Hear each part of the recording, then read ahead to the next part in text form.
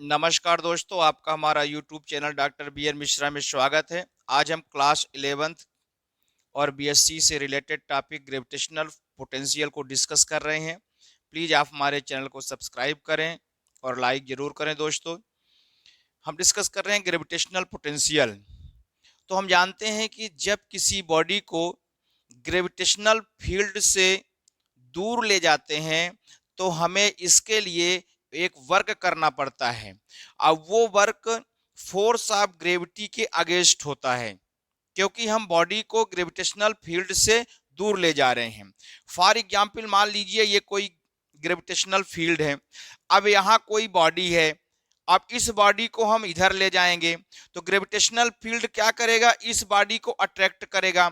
जब हम इस बॉडी को दूर ले जाएंगे तो ये इसको क्या करना पड़ेगा, इसके अट्रैक्शन फोर्स के अगेंस्ट हमें वर्क करना पड़ेगा। सेकंड कंडीशन ये हो सकती है कि मान लेते हैं कि कोई ये बॉडी यहाँ पर है, ग्रेविटेशनल फील्ड है ये पूरा, और यहाँ पर बॉडी है। अब इस बॉडी को हम ग्रेविटेशनल फील्ड में ले जाते हैं। तो जब ग्रेविटेशनल फील्ड में ले जाएंगे तो ग्रेविटी इसको अट्रैक्ट करेगा। जो इसका ग्रेविटेशनल फील्ड है,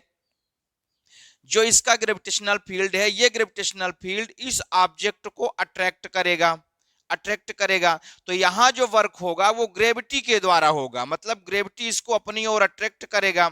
तो अगर बॉडी ग्रेविटेशनल फील्ड के बाहर है तो ग्रेविटी उसको अपनी ओर अट्रैक्ट करेगा, ग्रेविटेशनल फोर्स उसमें लगेगा। और यदि बॉडी को हम दूर ले जा रहे हैं तो हमें एक वर्क करना पड़ेगा जो कि ग्रेविटेशनल फोर्स के अगेंस्ट होगा, क्योंकि ग्रेविटेशनल फोर्स उसको अट्रैक्ट करेगा और हम बॉडी को दूर ले जाएंगे। इस तरह से ग्रेविटेशनल फील्ड में किसी भी पॉइंट पर ग्रेविटेशनल पोटेंशियल वर्क डन का वह अमाउंट होता है जो कि इन्फिनिटी से एक यूनिट मास को उस पॉइंट तक लाने में वर्क किया जाता है। जैसे ये ग्रेविटेशनल फील्ड है, मान लेते हैं हम ये ग्रेविटेशनल फील्ड है। अब इन्फिनिटी का मतलब होता है जहां पर ग्रेविटेशनल फील्ड का इफेक्ट ना हो या बहुत कम हो, उस पॉइंट को हम इन्फिनिटी कहते हैं। तो ये कोई पॉइंट है जहां पर ग्रेविटेशनल फील्ड की वैल्यू या तो बहुत कम है या तो बिल्कुल लगभग जीरो है, तो इसको हम इन्फिनिटी मान सकते हैं। अब एक यूनिट मास को जब हम लाएंगे, इस पॉइंट तक लाएंगे किसी बॉडी को, तो जो इस पॉइंट से इस पॉइंट तक लाने में जो वर्क करना होगा वो वर्क ही ग्रेविटेशनल पोटेंशियल कहलाता है।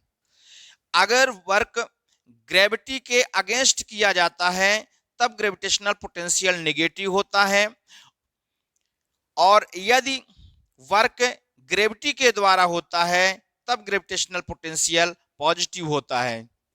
यदि हम ये मान लें कि बॉडी ऑफ मास यम है, मास की बॉडी, किसी बॉडी का मास यम है और उसको इनफाइनाइट से इन्फिनिटी से किसी पॉइंट तक लाने में डब्ल्यू वर्क किया जाता है, इसको आप लोगों को नोट करना है।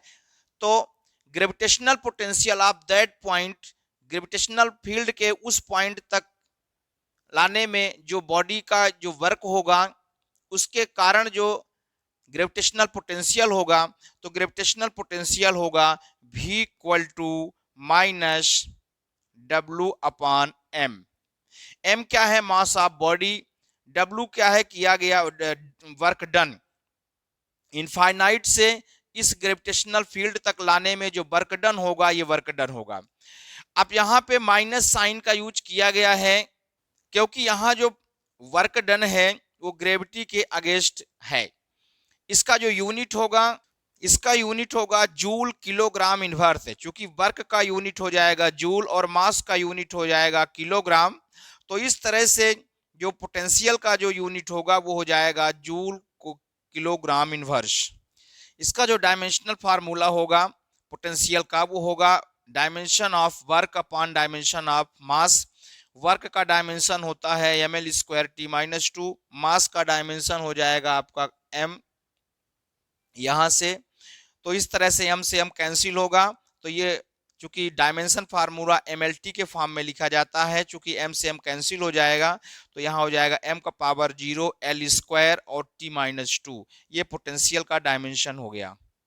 ये एक स्केलर क्वांटिटी है और ग्रेविटेशनल पोटेंशियल को ग्रेविटेशनल फील्ड के बाहर हम जीरो कंसीडर करते हैं। हम एक आइसोलेटेड बॉडी को कंसीडर करते हैं जिसका मास m है। हमें पॉइंट P पर हमें ग्रेविटेशनल पोटेंशियल फाइंड करना है। पॉइंट P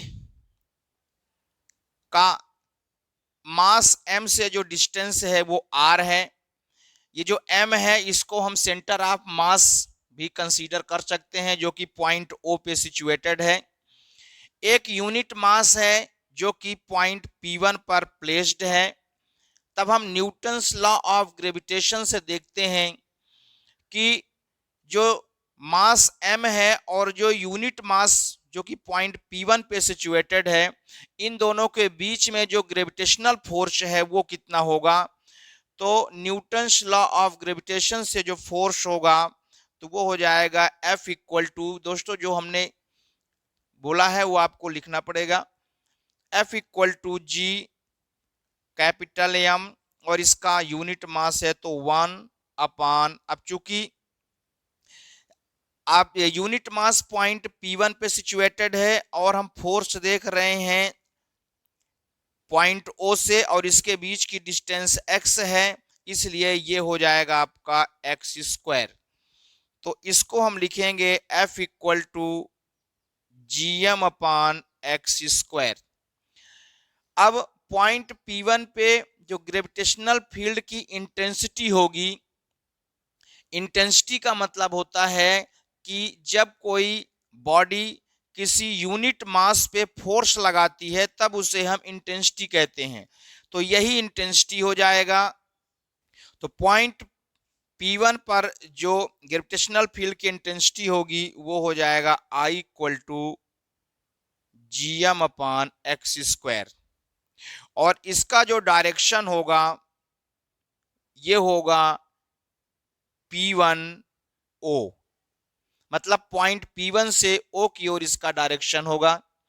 अब चूंकि जो वर्क डन होगा चूंकि unit mass small distance cover करता है dx, जैसा कि आप देख सकते हैं, हम यूनिट मास को P1 से P तक लाते हैं तो ये स्मॉल डिस्टेंस dx कवर करता है। तो जो यहाँ पे वर्क डन होगा वो वर्क डन हो जाएगा। Now the work done by gravitational force in moving a unit mass through small distance dx dw equal to work equal to होता है फोर्स इंटू डिस्टेंस, तो F इंटू हो जाएगा dx। अब F की value कितना है, Gm/x², ये हो जाएगा आपका dx। अब यदि हम टोटल वर्क देखें तो टोटल वर्क को इनफाइनाइट से r के बीच में हम इंटीग्रेट करेंगे। r क्या है, पॉइंट P का डिस्टेंस है पॉइंट O से पॉइंट P पर हमें ग्रेविटेशनल पोटेंशियल फाइंड करना है। तो देयरफॉर इनफाइनाइट से पॉइंट P तक यूनिट मास को लाने में जो वर्क डन हो जाएगा तो वो होगा W इक्वल टू, इसको हम इंटीग्रेट करेंगे इनफाइनाइट से r तक, Gm/x² dx। यहाँ पे Gm कांस्टेंट है और 1/x² का इंटीग्रेशन होता है -1/x, 1/x² का इंटीग्रेशन होता है -1/x, तो ये हो जाएगा -Gm और Gm कांस्टेंट है तो बाहर आ जाएगा, और 1/x² का इंटीग्रेशन होता है -1/x, इसका लिमिट हो जाएगा इनफाइनाइट टू r। अब ये वैल्यू पुट करेंगे तो ये हो जाएगा -Gm, एक बार r पुट करेंगे, एक बार चूंकि r अपर लिमिट है इनफाइनाइट लोअर लिमिट है, तो ये हो जाएगा 1/r माइनस 1/इनफाइनाइट। 1/इनफाइनाइट की वैल्यू 0 होती है, तो देयरफॉर जो वर्क हो जाएगा वो हो जाएगा -Gm/r, ये हो गया वर्क। अब डिफिनीशन के अकॉर्डिंग जो ग्रेविटेशनल पोटेंशियल होता है वह इसी वर्क के इक्वल होता है।